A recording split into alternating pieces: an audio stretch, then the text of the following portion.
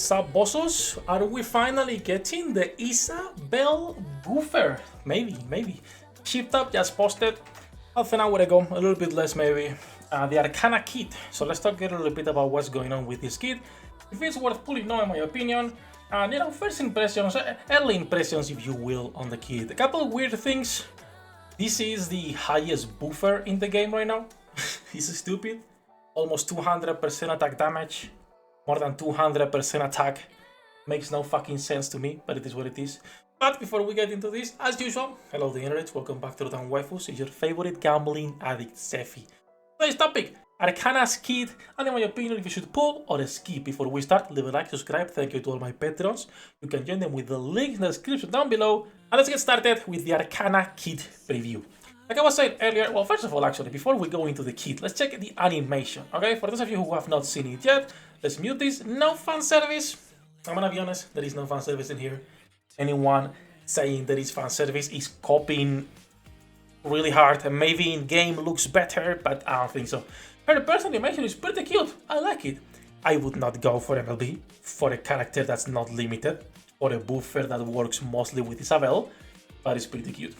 That said, I'm not gonna be going with a skill 1, a skill 2, 1 per skill. I'm gonna explain the mechanics directly because, Shift Up is doing weird kits where it's not skill 1, skill 2, and then the burst. It's basically all passives on different conditions. So starting with the basics, Rocket Launcher Electric, B2 supporter, 40-second cooldown.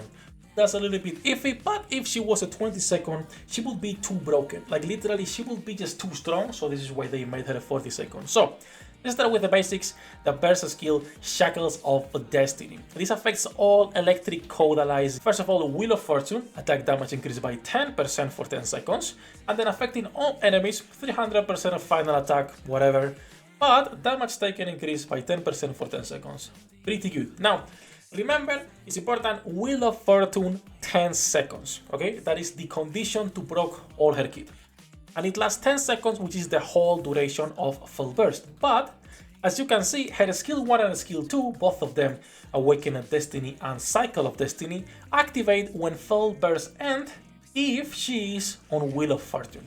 This means that a normal full burst, 10 seconds, will not proc either skill 1 or skill 2. At least that's how I'm interpreting it. There is 10 seconds full burst, it ends, you cannot proc either skill 1 or 2, right? So what is the only character she will work with being Electro? Well, of course, Isabel looks fantastic with this skin, finally getting some usage. She shortens the full burst duration by 5 seconds.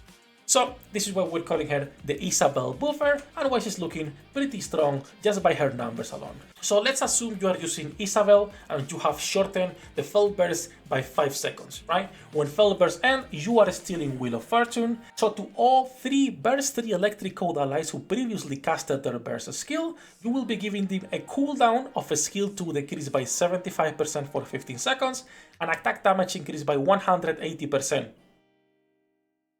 180% for 15 seconds.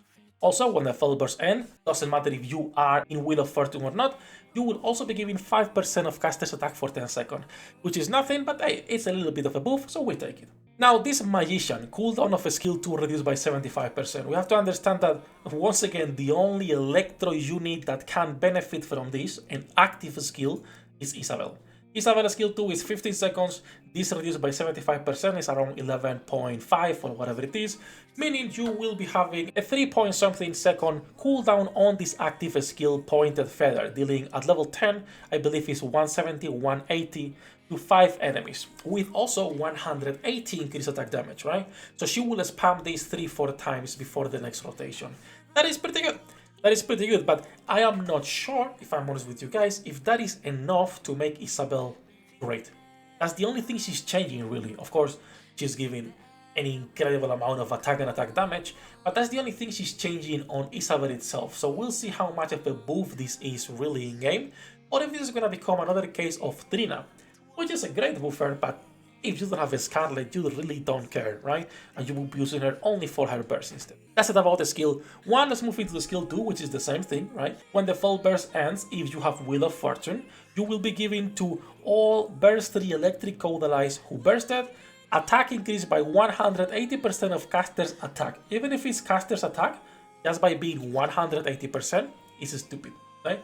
Because even a supporter B3, if you have them like properly geared, right? Like if we come here, B3, just support. A support character fully geared has 187,000 attack for me. And you're giving 180% of that, right? That's a lot of attack, so it's pretty good. Also, when the Fell Burst ends, affecting all allies, if this character, Arcana, is in Wheel of Fortune, cooldown of Burst skill, this is a CDR character, decreased by 6 seconds. 6 seconds, it's in the middle between Litter and what we're getting now with Little Mermaid and Papi Red Hood, but it's pretty good. And also, another 50% of casters attack for 5 seconds, 230% of casters attack. One is only for 5 seconds, the other for 15, but still, it's huge the amount of boost she's giving just in raw numbers. It's stupid. And then lastly, just like a skill 1, for everyone, regardless of what happens, when Fell Burst ends, you're giving a 7.5 increased attack damage for 10 seconds, even when she doesn't burst, which is pretty nice. So she's giving these two moves, right? 5% attack of caster, 7.5 attack damage every rotation, and then when she bursts, she's giving this tremendous increase in attack damage and attack to whoever is bursting, which should be Isabel. Again, right now Isabel is the only character who can benefit from this. It's not the only one who can proc this.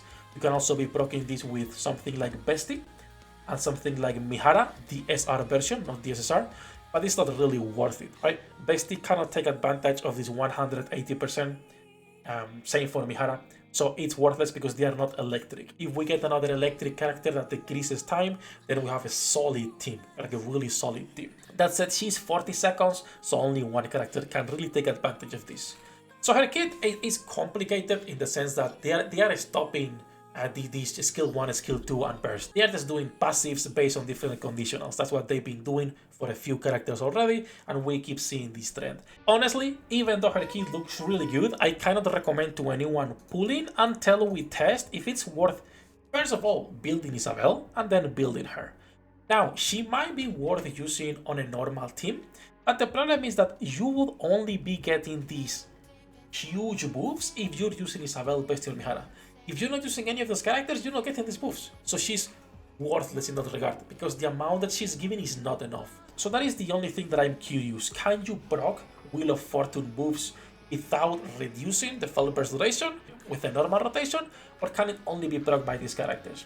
That will change if it's worth pulling her or not, because if you cannot proc it, and it only was with Isabel, it means that, first of all, you need to have Isabel, which a lot of people might not have. This is a hard to get character that never has a banner and has lower rates. Even with the wishlist, it's pretty hard to get.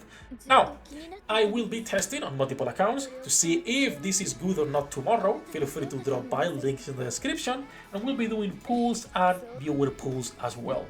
I am not sure if I want to fully invest into Isabel, so I already have a couple accounts that I asked to be testing on, because again, it's a lot of investment just for a maybe, right? Like a maybe it works or not. When it comes to pulling or not, if you like it, if she's your waifu, go for it. If you like Isabel, she's your waifu, go for it, because you can have finally a team that is making her do more damage.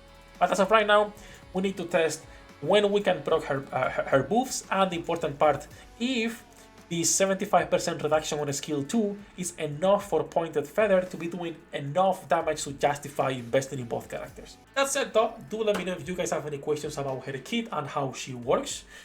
Last thing before we leave, because I thought it was funny, one of the cheaters, and I caught multiple, I'm waiting before solo raid finishes to talk again about this, has made his profile private now. So he will keep participating in solo raid, he will keep participating in champion arena and every game mode that he finds, and now his profile is private. Now this doesn't mean we cannot check what he's doing, because we can just go into the Korean server and directly check there, which is what I will do. I found 2 other cheaters that I will be also showcasing after solo raid ends, because I want to confirm a couple things before that, but I thought it was pretty funny that he just went ahead and make his blah blah private.